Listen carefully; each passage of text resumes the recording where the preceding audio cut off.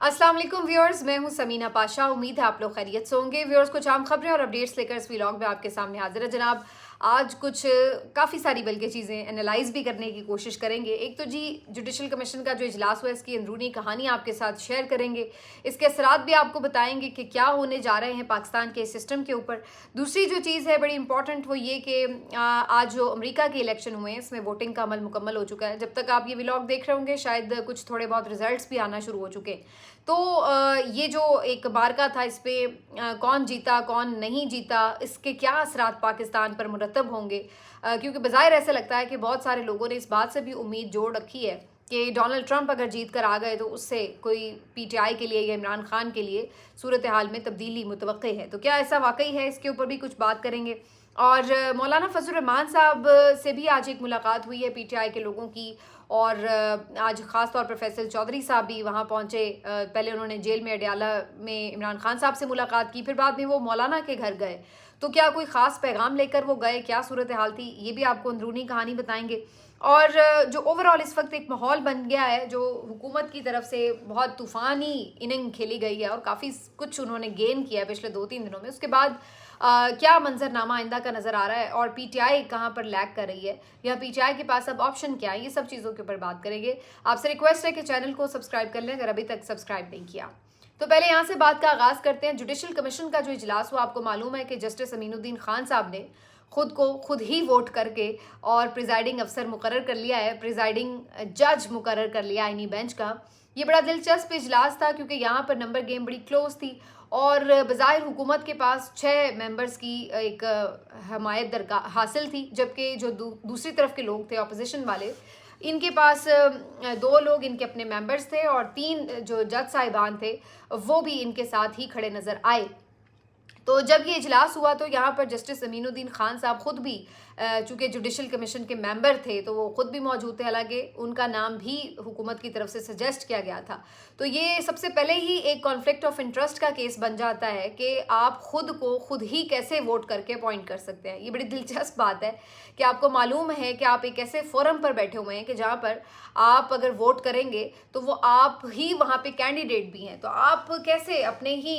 Vote को अपने ही हक में या खिलाफ इस्तेमाल कर सकते हैं। तो ये एक अजीब सी सूरत हाल थी और मेरा ख्याल है कि ये तो बेहतर होता कि फिर वो ना बैठते अगर उनका नाम जो था वो फ्लोट हुआ था। लेकिन चूंकि ये सारा एक फिक्स्ड मैच था तो इस लिहाज से ये कहना कोई दो राय नहीं है इसमें कि जस्टिस अमीनुद्दीन खान साहब ऑन बोर्ड थे कि उन्हें ही बनाया जाएगा। और ये खबर आज से मेरा ख्याल है कम से कम 2 हफ्ते पहले मुख्तलिफ सहाफ़ी दे चुके थे कि चीफ जस्टिस जो हैं वो याया अफरीदी बनेंगे और आइनी बेंच के सरबराह जस्टिस अमीनुद्दीन बनेंगे। और ये खबर मैंने हसन अयूब साहब के भी ट्विटर अकाउंट पे देखी, आमिर इलियास राना साहब ने भी ब्रेक कर दी थी, 1-2 और लोगों ने भी ये इशारा दे दिया था। तो इस लिहाज से ये कोई अंदाज़ा लगाना मुश्किल नहीं था। लेकिन बहरहाल जस्टिस अमीनुद्दीन खान साहब मेरा ख्याल है शायद रिसेंट हिस्ट्री में बड़े ही कोई कम लोगों में से होंगे जिन्होंने खुद को खुद ही अपॉइंट कर लिया है। और मज़े की बात यह है कि ये अफसोसनाक वैसे उनके लिए एक बात भी है कि उनको उनके किसी साथी जज ने वोट नहीं किया, इस काबिल नहीं समझा कि वो आइनी बेंच के सरबराह होते। तो इस तरह से जो 3 सुप्रीम कोर्ट के सीनियर जज साहिबान जो कि इस जुडिशल कमीशन के मेंबर्स भी हैं, जिनमें चीफ जस्टिस खुद जस्टिस मंसूर अली शाह और जस्टिस मुनीब अख्तर शामिल हैं, तीनों में से किसी एक ने उनको वोट नहीं किया, उनका नाम रेकमेंड नहीं किया, जिससे ये पता चलता है कि उनके साथी जज खुद उनके ऊपर ये ट्रस्ट करने को तैयार नहीं थे कि ये बंदा आइनी बेंच का सरबराह बने। लेकिन टोटली हुकूमत की सपोर्ट से वो बने हैं। तो आप कह सकते हैं कि ये सही मानों में एक सिलेक्टेड जज हैं, सिलेक्टेड आइनी बेंच के सरबराह हैं, जिनको खुद हुकूमत वक्त ने अपनी चॉइस से और अपने ख़ास तौर पर तरमीमें कर के उनको ये ओहदा दिया है। तो ये एक बात जो है जस्टिस अमीनुद्दीन के लिए शायद कोई काबिल फ़ख्र बात नहीं है कि जो सुप्रीम कोर्ट के सीनियर मोस्ट लॉट है, जो कि ख़ास तौर पर आइनी अमूर पर भी दस्तरस रखती है, वो आपको इस काबिल नहीं समझते। और ये सिर्फ उनकी तरफ से बात नहीं है, जितने भी कोर्ट रिपोर्टर्स हैं वो भी इसके ऊपर जो रिएक्शन दे रहे हैं वो अगर आप सुने तो आप हैरान रह जाएं। क्योंकि ज़्यादातर लोगों का ये ख्याल है कि जो भी आइनी मामलात में जस्टिस अमीनुद्दीन खान साहब तशरीफ़ फरमा होते रहे हैं पहले भी, ये ठीक से एक सवाल तक फ्रेम नहीं कर सकते। और अगर आप इनकी बायो भी देखें, सीवी भी देखें, तो जो इनकी एक्सपर्टीज़ हैं बेसिकली वो सिविल मुकदमात हैं, वो कभी भी आइनी मुकदमात के एक्सपर्ट नहीं रहे हैं। और इसके साथ साथ मज़े की बात यह है कि ज़्यादातर जो कोर्ट रिपोर्टर्स हैं वो इनको दस्तखती जज कहते हैं। इसका मतलब ये है कि आम तौर पर काजी साहब जो कोई लिख देते थे फैसला, ये हजरत उसको एज इट इज़ इंडोर्स कर देते थे सिर्फ दस्तखत करके, और अपने तौर पर कोई लाइन उसमें ऐड तक नहीं कर सकते थे। तो ये सारी चीज़ें आपको बताती हैं कि आईनी बेंच के सरबराह के तौर पर ये बिल्कुल एक जिसको कहते हैं नामुनासिब चॉइस थे, लेकिन हुकूमत को ये सबसे मुनासिब चॉइस लगे और उसके बाद उन्होंने इनको अपॉइंट भी कर लिया। जिस तरीके से किया वो सारी सिचुएशन आपके सामने है। बहरहाल जुडिशल कमीशन के इजलास में उमर अयूब साहब और शिबली फराज साहब पीटीआई की तरफ से शामिल हुए थे और उन्होंने आते साथ सबसे पहले तो इस बात पर एतराज़ उठाया कि ये असल में अगर देखा जाए आईनी तरमीम के तनाजुर में तो ये 13 रुकनी मेंबर इसके हैं जुडिशल कमीशन के, जबकि यहाँ पर इस वक्त जो है वो 12 लोग मौजूद हैं और सिर्फ 12 लोग ही इसको कर सकते हैं इस वक्त चेयर। तो उन्होंने कहा कि जी ये जो है कोरम ही पूरा नहीं है, लेकिन उनके इस एतराज़ को फ़ौरन से मुस्तरद कर दिया गया और जो ये पूरा एक कोर्ट बैठा हुआ था, छोटा सा जुडिशल कमीशन बैठा हुआ था, उन्होंने उस पर उसी वक्त एक राय ली और वोटिंग करा ली और उमर अयूब साहब जो हैं उनको इसके ऊपर अक्सरियत नहीं मिली और सब इस बात पे मुत्तफिक लगे कि जनाब बेशक एक मेंबर कम भी है तो कमीशन का इजलास हो सकता है, ये कोई बड़ी प्रॉब्लम नहीं है। तो इस तरीके से पहला एतराज़ तो यहीं पे ख़त्म हो गया। बाकी जो चीफ जस्टिस साहब भी थे और जो अपोजिशन के लोग थे, ये जो 5 लोग एक साथ थे, इनकी तरफ से बेसिकली ये सजेशन थी, इनफैक्ट ये पीटीआई की सजेशन थी, मैं ये इसको ज़रा और बेहतर कर लूँ कि ये पीटीआई की सजेशन थी कि आप जो 5 रुकनी सीनियर मोस्ट जजेस हैं उनके ऊपर मुश्तमिल एक आईनी बेंच बना दें और उसकी जो सरबराह हैं वो जस्टिस या आफरीदी हों, चूँकि वही चीफ जस्टिस हैं, उन्हीं को आप सरबराह बनाएं आईनी बेंच का भी, और उसके जो मेंबर्स हैं उसमें आप जो सीनियर मोस्ट 5 जजेस हैं सुप्रीम कोर्ट ऑफ पाकिस्तान के उनको शामिल कर लें। तो वो ऑटोमेटिकली या आफरीदी साहब होते, मंसूर अली शाह साहब होते, मुनीब अख्तर साहब होते, जस्टिस अमीनुद्दीन भी आ जाते उसमें, जस्टिस जमाल खान मंदोखेल भी उसमें आ जाते, तो ये सारे उसमें शामिल हो जाते। तो ये उनकी तरफ से एक सजेशन थी, लेकिन इस सजेशन को भी नहीं जाहिर है कि अप्रूवल मिली और हुकूमत की तरफ से ये नाम सजेस्ट किया गया कि जस्टिस अमीनुद्दीन को प्रिजाइडिंग जज बनाया जाए, जिसके बाद उनके पास चूँकि नंबर्स भी पूरे थे तो लिहाजा उन्होंने उनको जज बना लिया और इस तरह जस्टिस अमीनुद्दीन खान साहब जो हैं उन्होंने ख़ुद को खुद ही अपॉइंट कर लिया, अपना भी वोट डालकर। तो ये एक अनोखा वाक़या हुआ है। लेकिन आज जो एक दिलचस्प बात है वो ये भी है कि जो इसका एलामिया बाद में जारी हुआ है उसमें ये भी तहरीर है कि ये जो अरेंजमेंट है सारा ये वक्ती अरेंजमेंट है और इसमें ये जो बेंच बना है ये सिर्फ 2 माह के लिए बना है और ये आइंदा बेंच तब्दील भी हो सकता है और वो भी जो तब्दीली होगी वही जुडिशल कमीशन ही करेगा। तो हुकूमत ने बेसिकली सारे जो बेंच बनाने के इख्तियारात हैं वो अपने हाथ में रखते हुए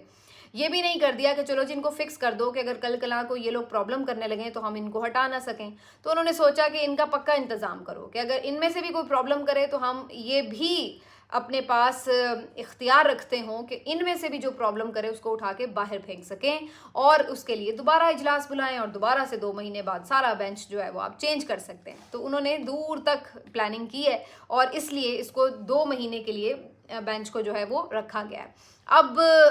इसके बाद कोई अगर ये सोचे कि मुल्क में कोई आज़ाद अदलिया का वजूद है या हुकूमत के ख़िलाफ़ कभी कोई फ़ैसला आ सकता है या कोई ये सोचे कि जी कोई जो यहाँ पर लोग हैं जज साहिबान हैं वो कोई रेजिस्ट करेंगे या ऐसी कोई जुर्रत भी करेंगे, तो मेरा ख्याल है अब ये ख्वाब ख्याल की बातें हैं। अब बहुत वाज़े हो चुका है कि पाकिस्तान में अदलिया तो कहीं पे कोई इस तरह की सुप्रीम कोर्ट एग्जिस्ट नहीं करती जो हुकूमत वक्त को किसी भी तरह कोई फ़ैसले में नुकसान पहुंचा सके। सलाउद्दीन साहब बड़े सीनियर बैरिस्टर हैं, उन्होंने भी आज वाज़े तौर पर कहा है कि एक तरह से पाकिस्तान में सुप्रीम कोर्ट का वजूद ही ख़त्म कर दिया गया है। तो ये एक बहुत ही शर्मनाक हमला है जो कि आज किया गया है अदलिया के ऊपर। लेकिन उससे ज़्यादा अफसोस की बात यह है कि कहीं ना कहीं इसमें ख़ुद अदलिया की सहूलतकारी भी रही है और कमज़ोरी भी रही है। मैं हमेशा एक बात कहा करती हूँ और पहले मैंने आपके साथ व्लॉग में भी ये डिस्कस किया कि अगर ये आप देखते रहेंगे कि आपकी लड़ाई कोई और लड़े तो फिर वही होगा जो इस वक्त हमें अदलिया के साथ होता हुआ नज़र आया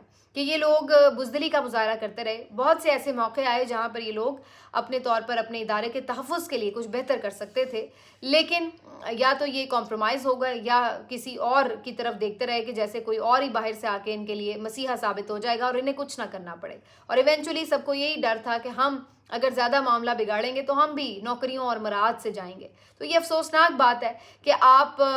के लिए नौकरियां और मुराद इतनी अजीज़ हों, आपको इतनी प्यारी हों कि आप अपने इदारे का तक़द्दुस, उसकी आज़ादी, उसकी साख, उसका वक़ार, हर चीज़ दांव पर लगा दें। तो ये जजेस ने बिल्कुल वो लड़ाई नहीं लड़ी जो ये लड़ सकते थे। इनके पास बहुत पावर्स होती हैं, लेकिन इन्होंने वो लड़ाई नहीं लड़ी और उसका नतीजा आज ये है कि जो आपके टॉप 3 सीनियर मोस्ट जजेस हैं उनको उठा के खुड्डे लाइन लगा दिया गया है। उनकी हैसियत एक सेशन जज जैसी रह गई है, जो अब ये निकाह, तलाक़ें, खुला और रजिस्ट्रियों के मामला निपटाएंगे और आइन से उनका कोई लेना देना नहीं है। अब ये इतने वेल क्वालिफाइड, लर्नेड और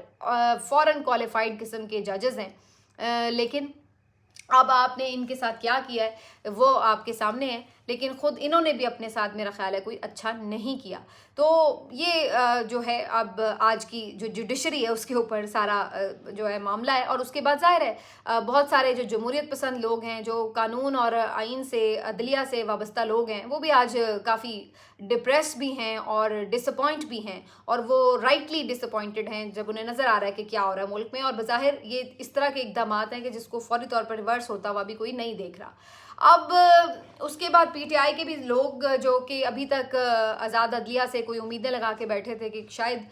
काजी साहब जाएंगे तो उसके बाद कुछ बेहतरी आएगी, तो वो भी आज डिसअपॉइंट हुए हैं सर्टनली। और उनको भी ये नज़र आया कि अदलिया में भी, इन तिलों में भी कोई तेल नहीं निकला और इन्होंने भी कोई पैरों पे खड़े होकर नहीं दिखाया। अब प्रॉब्लम ये है कि जैसे मैं जजेस को कह रही थी कि वो अपनी लड़ाई नहीं लड़ रहे, तो इसी तरह पीटीआई भी मुख्तलिफ सहारों के तलाश में ही नज़र आती है। जैसे कभी ये वकला की तरफ देखते रहे कि शायद वही कोई तहरीक चला देंगे, कभी ये जजेस की तरफ देखते हैं कि वही कोई एक्स्ट्रॉर्डनरी इक़दाम कर लेंगे और ख़ुद को भी जबरो इस्तबदाद से आज़ाद करा लेंगे और अल्टीमेटली उसका असर पीटीआई को भी मिलेगा। इसी तरह कभी ऐसा लगता है कि पीटीआई जो है वो मौलाना फजल रहमान साहब की तरफ देखती है कि शायद वो कोई सड़कों पर तहरीक चलाएं तो फिर वो भी उनके साथ हो लें। अपनी ताकत नहीं पहचान रहे कि आपके पीछे करोड़ों लोग हैं, बल्कि आप अभी तक डरे सहमे और कॉम्प्रोमाइज़ लगते हैं। ऐसा लगता है कि पता नहीं कौन सी मफामतों और मसलियतों का शिकार हैं, और उसके बाद आप दूसरों के सहारे चलना चाहते हैं कि कोई वहाँ से वो कुछ कर दे, कोई वहाँ से कुछ कर दे। और अब इसमें जो रिसेंट एक इजाफा हुआ है वो डोनाल्ड ट्रंप का हुआ है कि बहुत से लोगों ने इस बात पे भी उम्मीद बांध ली है कि जी डोनाल्ड ट्रंप अगर अमेरिका के सदर बन जाएंगे तो वो आके कोई इमरान खान साहब की रिहाई के सिलसिले में इकदाम कर सकते हैं, या ओवरऑल जो इंसानी हुकूक की खिलाफ वर्जियाँ हैं उसके ऊपर कोई क्वेश्चन रेज कर सकते हैं। तो उन्होंने वहाँ पे अब जो नई इसमें सहारों की लिस्ट है उसमें एक नया इजाफा जो है वो डोनाल्ड ट्रंप का सदर बनना है। अब वो सदर बनते हैं या नहीं उसके ऊपर एक अलग से बहस है, और वो बिल्कुल रेलिवेंट बहस है, क्योंकि डोनाल्ड ट्रंप के हवाले से एक जो तासुर है वो ये कि जो वहाँ की इस्टेब्लिशमेंट है अमेरिका की, वो भी नहीं चाहती कि जो डोनाल्ड ट्रंप हैं वो दोबारा मनसब सदारत पर बैठें। कमला हैरिस जो है उनको एडमिनिस्ट्रेशन की एक हिमायत हासिल है और वो समझते हैं कि वो कंटिन्यूटी रख सकती है अपनी पॉलिसीज़ की, जो कि डोनाल्ड ट्रंप कुछ पॉलिसीज़ को चेंज करने का इंदिया अपनी इलेक्शन मुहिम में दे चुके हैं। लेकिन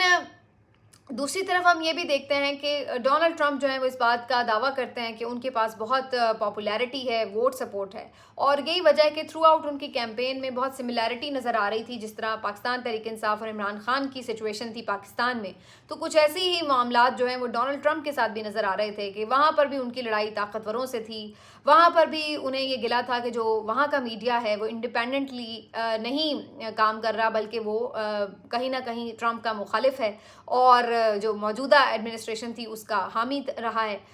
तीसरा देखा जा सकता है कि जिस तरह इमरान खान साहब पर गोली चली, इसी तरह डोनाल्ड ट्रंप पे भी गोली चली, एक वो भी हमले में महफूज रहे। इसी तरीके से जिस तरह से 9 मई के वाक़यात हुए, कुछ उसको जोड़ा जाता है पीटीआई के साथ और एहतजाज के साथ, तो वहाँ पर कैपिटल हिल के वाक़यात हुए। इसी तरीके से आगे भी डोनाल्ड ट्रंप इसी बात का इंदिया देते हैं या ख़दशा जाहिर करते हैं कि उनके साथ धांधली होगी और उनको हरा दिया जाएगा, और इमरान खान साहब भी ये कह चुके थे कि उनको हराने की पूरी कोशिश की जाएगी। तो ये अब हमने एक सिमिलैरिटी देखी है कि काफ़ी हद तक ऐसा लग रहा है कि डोनाल्ड ट्रंप को भी वही हालात व वाक़यात फ़ेस करने पड़े जो कि इमरान खान साहब को थे। अब पीटीआई की उनसे उम्मीदें क्यों वाबस्ता हैं, इसकी 2-3 वजूहात हैं। पहली वजह तो ये है कि वो ये समझते हैं कि डोनाल्ड ट्रंप के दौर में इमरान खान साहब जब हैसियत वज़ीर आज़म पाकिस्तान अमेरिका का दौरा करके आए तो वो बहुत एक कामयाब दौरा उनका करार दिया जा रहा था। डोनाल्ड ट्रंप ने उनको बहुत वार्मली वेलकम किया और उनके साथ बड़े दोस्ताना माहौल में और बड़े फ्रैंक और बड़े कैजुअल मैनर्स में जो है वो उनकी बातचीत हुई। और उसके बाद दूसरी जो वजह है वो ये कि जो अभी उनकी एक कैंपेन भी चल रही थी, उस दौरान भी उन्होंने 1 से 2 मरतबा इमरान खान साहब का जिक्र भी किया और उन्हें अपने फ्रेंड कहकर पुकारा और कहा कि जी मेरा फ्रेंड जो है वो वहाँ पे जेल में है वगैरह वगैरह। तो उसके बाद जो उन्होंने वाक़या कोट करना था वो किया। तो इसका मतलब कहीं ना कहीं उनके जहन में ये चीज़ है। तो दूसरी जो उम्मीद बनती है वो उनको ही है। तीसरी जो उम्मीद बनती है पीटीआई की, उसकी वजह ये है कि जो मौजूदा डेमोक्रेटिक पूरा एक रजीम रहा है जो बाइडन का, उसमें जाहिर है कि उसी दौरान ही यहाँ पर इमरान खान साहब के खिलाफ साइफर भी आया और जिस तरह से सारी सिचुएशन हुई, तो वो ये बिलीव करते हैं कि इमरान खान साहब की हुकूमत गिराने में चूँकि जो बाइडन का हाथ था, तो अब जो बाइडन जाएंगे तो जाहिर सी बात है अगर उनके मुखालिफ आएंगे तो वो उस तरह इस रजीम को शायद सपोर्ट ना करें जिस तरह जो पिछला रजीम था वो सपोर्ट कर रहा था इस पूरी सेटअप को। तो वो ये समझते हैं कि उनका जाना इस लिहाज से कम से कम बेहतरी का शाखसाना हो सकता है। अगर दोबारा वही लोग आ गए तो फिर जाहिर है कि ये उम्मीद भी नहीं रहेगी कि वहाँ से भी कोई इंटरनेशनली प्रेशर आए। तो ये 3-4 मेन वजूहात हैं जिसकी वजह से ऐसे लगता है कि पीटीआई ने डोनाल्ड ट्रंप के आने से उम्मीदें बांध रखी हैं। लेकिन डोनाल्ड ट्रंप तो इस वक्त खुद अपने मसाइल से घिरे हुए हैं, उनको तो खुद इस वक्त बहुत रुकावटों का सामना है। तो वो क्या खुद भी पहले पहुंच पाएंगे और उसके बाद ही वो किसी पोजीशन में होंगे कि वो किसी की हेल्प करें। और जहाँ तक मेरा अपना अंदाज़ा है, मैं नहीं समझती कि एकदम कोई बहुत मैग्नेटिक किस्म की और बड़ी कोई ज़बरदस्त किस्म की तब्दीलियाँ आ जाएंगी उनके आते साथ ही। हालांकि बहुत से दानिश्वर इस बात को समझते हैं। इवन मुशाहिद हुसैन सैयद साहब भी कई दफ़ा कह चुके हैं इंटरव्यूज़ में कि इधर ट्रंप आएगा तो फ़ौरन आपको बात सुननी पड़ेगी वगैरह वगैरह। लेकिन अगर आप ग्राउंड रियलिटीज़ देखें तो इस तरह नहीं होता कि कोई बाहर से आके इस तरह एक स्ट्रेट मुदाखलत करके एकदम दरवाज़ा खोल दे। तो चीज़ें होते होते बहुत टाइम लगता है और उनकी अपनी प्रायोरिटीज़ हैं। वो अपने मुल्क में जब आएंगे तो 1000 चैलेंजेस उनके सामने होंगे। बहुत सारे ऐसे मसाइल हैं, अमेरिका बेतहाशा जंगों में घिरा हुआ है, वो सब चीज़ें उनके साथ होंगी। पाकिस्तान तो उस तरह से उनकी शायद प्रायोरिटी लिस्ट में कहीं होगा भी नहीं, तो वो क्यों आते साथ कोई पाकिस्तान के हवाले से कदम उठाने की कोशिश करेंगे। लेकिन कहीं ना कहीं एक मोहम सी उम्मीद ज़रूर हो सकती है कि चलिए अगर उन्होंने 2-3 चीज़ों के ऊपर इमरान खान साहब का हवाला दिया है तो हो सकता है कि वो इस रजीम को उस तरह सपोर्ट ना करें जैसे पिछली एडमिनिस्ट्रेशन करती रही है। तो ये सारी सूरत हाल है, लेकिन इसके ऊपर कुछ भी कहना कबल इस वक्त है क्योंकि अभी इलेक्शन के रिजल्ट्स आएंगे तो पता चलेगा। बहुत से लोग तो अभी से ये खदशा जाहिर कर रहे हैं कि ट्रंप को इलेक्शन हरवाने की पूरी कोशिश होगी और वहाँ पर भी कोई गड़बड़ की जा सकती है। लेकिन दूसरी तरफ बहुत से लोग ये समझते हैं कि वहाँ पर चूँकि बहुत साफ शफाफ इलेक्शंस का रवाज है, यहाँ की तरह वहाँ पे कोई सिकंदर राजा नहीं है, वहाँ पर कोई इंटरनेट बंद नहीं है, वहाँ पर कोई जो सिक्योरिटी एहलकार हैं वो तैनात नहीं है, वहाँ पर आपको कोई ऐसी एक्स्ट्राऑर्डिनरी सिचुएशन नहीं नज़र आ रही, कोई पकड़ धक्कड़ कोई मार कुटाई नहीं हो रही, बड़े पुरअमन तरीके से इंसानों की तरह वहाँ पे इलेक्शन हो रहा है। तो बहुत से लोग ये ख्याल करें कि वहाँ पर धांधली इस तरह नहीं हो सकती। लेकिन बहरहाल अब ये रिज़ल्ट सामने आएंगे तो सूरत हाल ज़्यादा क्लियर होगी। लेकिन ये बहुत सारे लोग समझते हैं कि जो पॉपुलर वोट है वो ट्रंप के साथ है, उनकी जीत के इम्कानात तो हैं, लेकिन क्या उनकी जीत को हार में बदला जाएगा या वो जेन्युइनली हार भी जाएंगे, ये सब चीज़ें अभी कुछ घंटों के वक्फे से पता चल जाएगी। अब आगे आ जाते हैं इस खबर की तरफ कि जो मैंने आपको बताई कि फैसल चौधरी साहब ने आज मौलाना से मुलाकात की। बहुत इसके ऊपर ज़ाहिर है ये बात हो रही थी कि वो कोई ख़ास पैगाम लेकर इमरान खान साहब का गए हैं, तो क्या है वहाँ पर सिचुएशन, क्योंकि उससे पहले उनकी इमरान खान साहब से मुलाकात हुई थी। तो इस बारे में जो हमारे ज़राए ख़बर देते हैं वो ये है कि चूँकि इमरान खान साहब ने 1-2 दिन पहले ये स्टेटमेंट दिया था कि जिन्होंने 26वीं आईनी तरमीम में वोट किया है उन्होंने मुल्क से गद्दारी की है। तो मौलाना फजल रहमान साहब की जमात ने भी, मौलाना ने भी चूँकि 26वीं तरमीम के लिए वोट किया था, तो उनको ये महसूस हुआ कि शायद इस लपेटे में वो भी आ गए हैं और उनको भी इमरान खान साहब ने ऐसी कोई बात कही है। तो आज जब इस बारे में इमरान खान साहब को बताया गया कि मौलाना के इसके ऊपर स्टेटमेंट के ऊपर कुछ तहफ़्फ़ुज़ात हैं, तो इस पर इमरान खान साहब ने कुछ क्लैरिटी भी दी कि वो इस मामले में मौलाना से नहीं समझते कि वो कोई गिला बनता है, वो तो जितना उसको बेहतर कर सकते थे तरमीम को, उन्होंने उसमें किरदार अदा किया होगा। लेकिन बेसिकली जो इनके अपने लोग हैं जो उसमें शामिल हुए तरमीम में और पार्टी पॉलिसी के ख़िलाफ़ जाकर उन्होंने वोट किया या जिन्होंने ये सारी तरमीम तैयार की, ये सब तो उनका इशारा बेसिकली उनकी तरफ था। तो उन्होंने मौलाना के हवाले से ये क्लियर किया कि उनकी तरफ उन्होंने निशाना नहीं बांधा था और बहरहाल ये सारी चीज़ भी थी, और उसके अलावा भी ज़ाहिर खैर सगाली के जज्बात भी हैं, क्योंकि उससे पहले असद कैसर साहब और बाकी लोग भी ये बात कर रहे हैं कि अभी जो हालिया कानून साजी हुई है, आर्मी चीफ़ की जो मुद्दत बढ़ी है, जो बाकी इन्होंने जजेस की तादाद बढ़ाई है, और ये सब कुछ जिस तरह से हुआ है, तो इसके ऊपर अब मौलाना की पार्टी का क्या वर्जन है, क्या मौक़िफ़ है, क्या वो इन सब चीज़ों के ख़िलाफ़ कोई तहरीक चलाना समझते हैं ज़रूरी है, या फिर वो अभी इसी तरह गुजारा करेंगे कि हल्की फुल्की तनकीद भी करेंगे लेकिन खुलकर मुखालफत भी नहीं करेंगे। तो पीटीआई की कोशिश है कि मौलाना को अपने साथ जोड़ लिया जाए और फिर कोई एहतजाजी तहरीक चलाई जाए। अभी तक वो इसमें कामयाब नहीं हुए। अलबत्ता कुछ खैर सगाली के जज्बात का फिर से तबादला ज़रूर हो गया है, और उसका क्या असर होता है वो आपको आने वाले दिनों में पता चलेगा। एज इफ़ नाउ ऑनेस्टली मैं फिर वही बात कहूँगी कि मैं तो बहुत ज़्यादा इस उम्मीद पे नहीं देख रही कि मौलाना जो है वो इनके साथ कोई जमा होंगे और इकट्ठे होकर कोई बड़ी तहरीक चलाएंगे। ये ठीक है कि मौलाना इस हुकूमत पर गोलाबारी उस तरह की करते रहेंगे वर्बल, जो वो पहले भी कर रहे थे, लेकिन बज़ाहिर वो इस वक्त इस हुकूमत के लिए कोई बड़ा चैलेंज नहीं बनेंगे, और ये उनकी अभी तक की जो 8-9 महीने की सियासत है आफ्टर 8 फरवरी वो काफ़ी वाज़ेह है। अब बाकी जी